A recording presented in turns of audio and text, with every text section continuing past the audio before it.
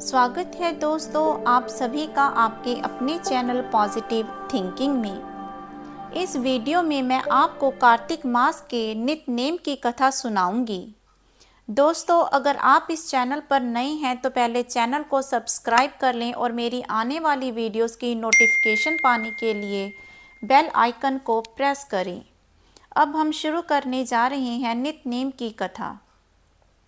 एक समय की बात है, दो माँ बेटी थी। वह रोजाना नित्य-नेम की कहानी कहा करती थी। तो एक दिन बेटी ने कहा, माँ मैं भी नित्य-नेम की कहानी कहूँगी। माँ ने कहा, बेटी तेरी कहानी यहाँ तो मैं सुन लूँगी, लेकिन ससुराल में कौन सुनेगा। इससे बेटी ने जिद की और कहा, नहीं माँ मैं तो कहानी कहूँगी। इस तरह बेटी कहानी कहने लगी और माँ को कहानी सुनाने के बाद खाना खा लेती। थोड़े समय बाद उसकी शादी हो गई और वह ससुराल चली गई। वहाँ वह जब किसी से कहानी सुनने के लिए कहती तो कोई भी उससे कहानी ना सुनता और कोई ना कोई बहाना बनाकर टाल देता। इस कारण वह बेचारी भूखी ही रहती। एक दिन उसने अपनी पड़ोसन से कहा कि मेरी कहानी सुन ले, तो पड़ोसन ने हाँ कर दी। अब वह बहू पड़ोसन को कहानी सुना देती और खाना खा लेती। एक दिन ननंद को जब इस बात का पता चला तो वह अपनी माँ से कहने लगी कि भाभी पड़ोसन के कहने पर तो खाना खा लेती है, लेकिन हमारे कहने से नहीं खाती। इस पर उसकी माँ ने कहा कि तू पड़ोसन को मना कर आ कि वो मेरी बहू को खाना खाने के लिए ना कहे।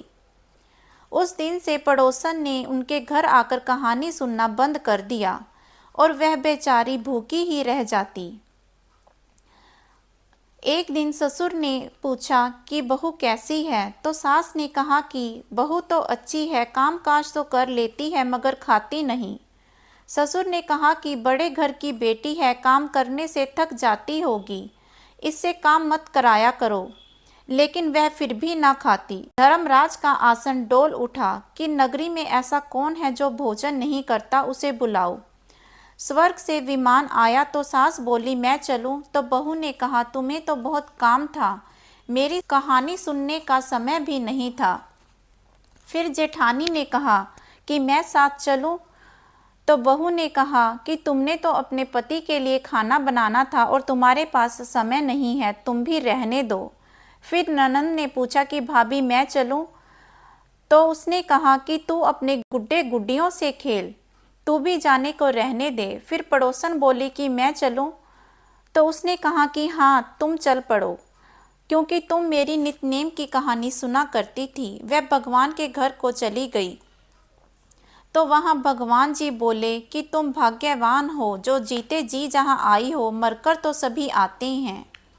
हे कार्तिक भगवान, जैसे आप उस बहू पर प्रसन्न हुए सब पर प्रसन्न होना। जय कार्तिक भगवान। दोस्तों आपको अगर यह कहानी अच्छी लगी हो तो इसे ज़्यादा से ज़्यादा लाइक व शेयर करें और भगवान श्री विष्णु का आशीर्वाद प्राप्त करें। ओम नमो भगवते वासुदेवाय नमः।